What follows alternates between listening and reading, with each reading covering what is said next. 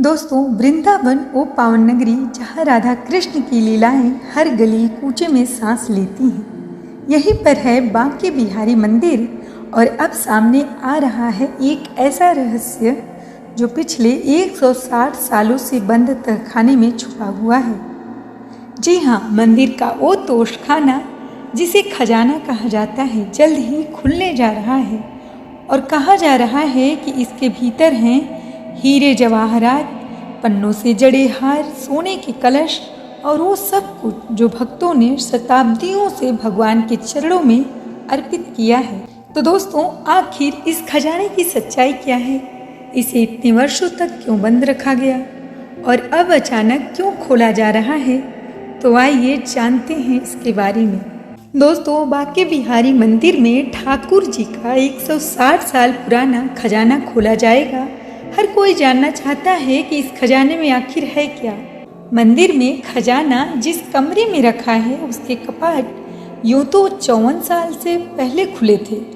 यहाँ सोने चांदी के जेवर, सोने के कलश और चांदी के सिक्के रखे हैं। दोस्तों, इनकी वैल्यूएशन कितनी है इसका कभी सर्वे नहीं हुआ।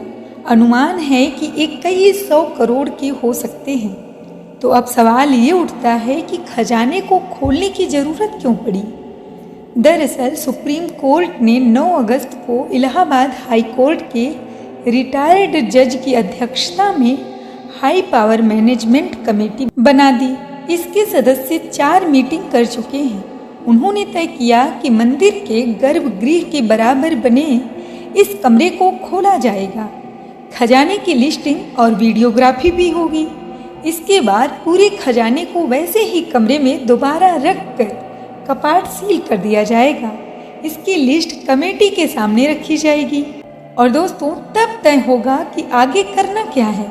इससे यह पता लग जाएगा कि मंदिर के पास आखिर कितनी संपत्ति है।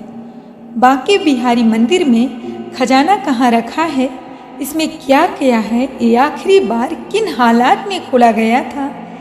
दोस्तों, बांके बिहारी मंदिर की स्थापना 1864 में हुई थी। इसे स्वामी हरिदास जी महाराज ने स्थापित किया था।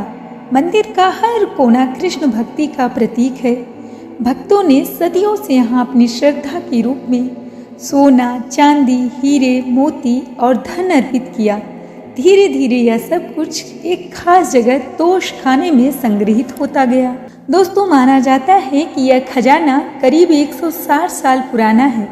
यहाँ ऐसे अनमोल गहने रखे हैं जिनमें सोने और चांदी के सिक्के, बहुमूल्य हीरे और पन्नों से जड़े आभूषण और सोने के कलश शामिल हैं। दोस्तों, इस खजाने को आम जनता ने कभी नहीं देखा।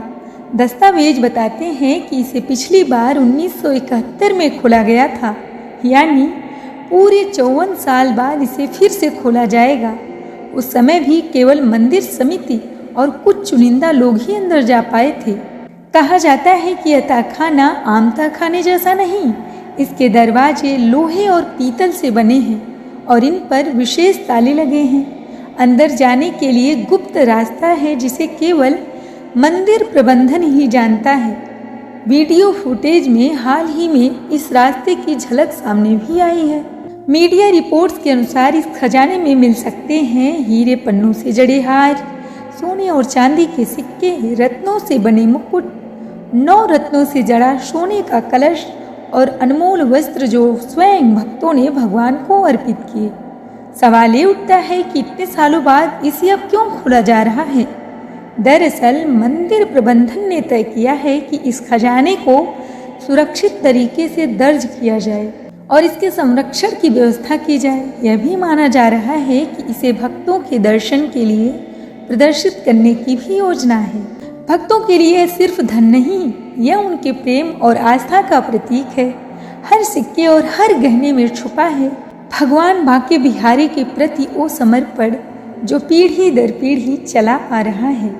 इतना बड़ा खजाना खुलने पर सुरक्षा की भी चिंता सामने आती है। लाखों करोड़ों की कीमत का यह खजाना कैसे सुरक्षित रहेगा?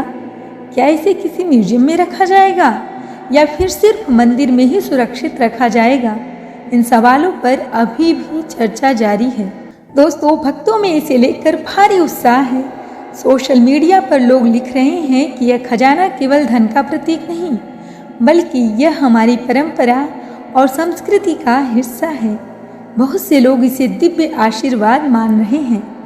तो दोस्तों, बांके बिहारी का यह 160 साल पुराना खजाना केवल सोने चांदी का भंडार नहीं, यह हमारी आस्था, हमारी संस्कृति, हमारे इतिहास का खजाना है।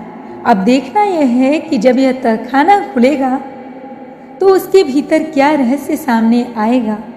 अगर आपको बांके बिहारी जी की इस रहस्यमयी खजाने की कहानी पसंद आई हो तो वीडियो को लाइक करें, शेयर करें और जो मेरे चैनल पर नए हैं वो मेरे चैनल को ज़रूर सब्सक्राइब करें, ताकि हम आपको ऐसे ही और रहस्यों से रूबरू करा सकें। तो दोस्तों, मिलते हैं नेक्स्ट वीडियो में।